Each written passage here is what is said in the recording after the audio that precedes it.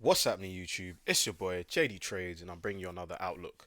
So, let's talk about this week's price action and what I'm looking forward to for the rest of today and this New York session, and probably tomorrow as well. First things first, we're going to start off with the daily time frame. Now, yesterday we had CPI inflation data. We also had the interest rate for the dollar and FOMC minutes from Mr. Jerome Powell himself. So, at the moment, okay, we can see that price did in fact drop very hard. Okay, price dropped all the way back down, and at the time being, it looked like price was potentially about to take out the low.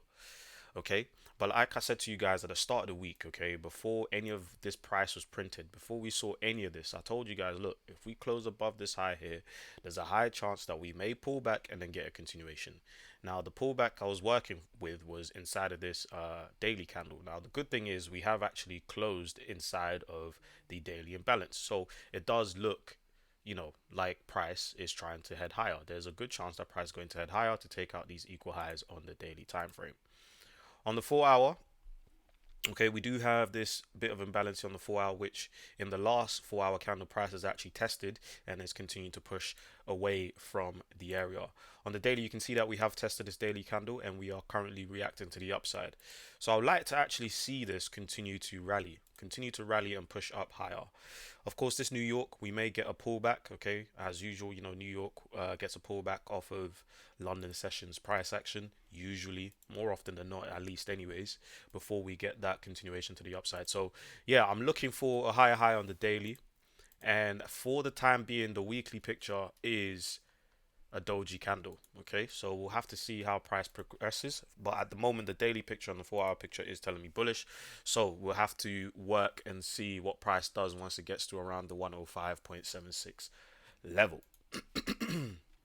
All right, next up is USD JPY. So yesterday I also mentioned to you guys that look, UJ looks poised to make a new higher high. Okay, we've continued and we rallied. At the moment, price is on its way to clear those highs that it left over from previously. So it's definitely good to leave an alert there and see how that progresses for the rest of New York session. Next is Euro USD. So the picture on EU, guys, yeah, is actually, progressing in a way where we can look to, find some entries. Now, this may not potentially happen, right? But I've got two kind of setups for EU at the moment. Okay. I do believe EU, especially when I look at things from the daily perspective, we've pulled back up, we broke structure to the downside, we've pulled back to close off the imbalance. So now we should ideally get a new lower low. Okay, we should get a new lower low on the daily at least. On the weekly time frame, we look poised to also drop lower. 4 hour time frame is also bearish at the time being. So what I want to see is one of two things, right? We do have Asia session high here. Okay, so price can definitely come and take that out. Pardon me.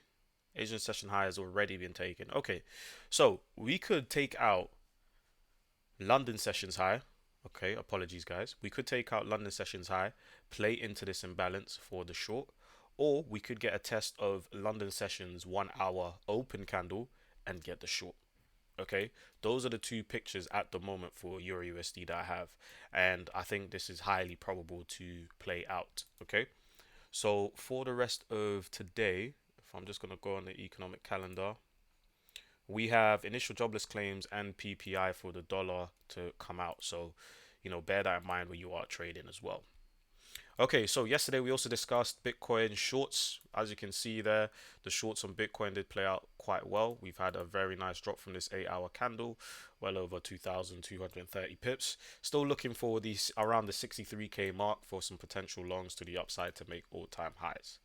Gold, gold played out beautifully.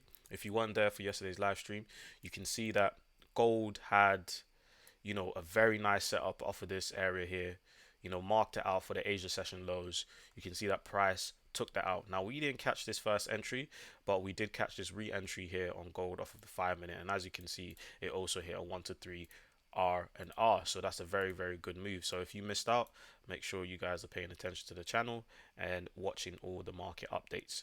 So as you can see there, we just about pierced beneath the Asia session lows here. and it looks like gold does want to progress. Now, ideally, I do want to see gold. It's pretty much similar to most of the majors I've talked about. To be honest, guys, I do want to see gold make a new sorry, not all-time low. I want to see gold make a new lower low on the daily time frame. I want to see gold drop below 2288. Okay, that's the price point for gold. So there's definitely potential for gold to head down lower. There are other areas that can stop gold's bullish price action, okay, a lot lower.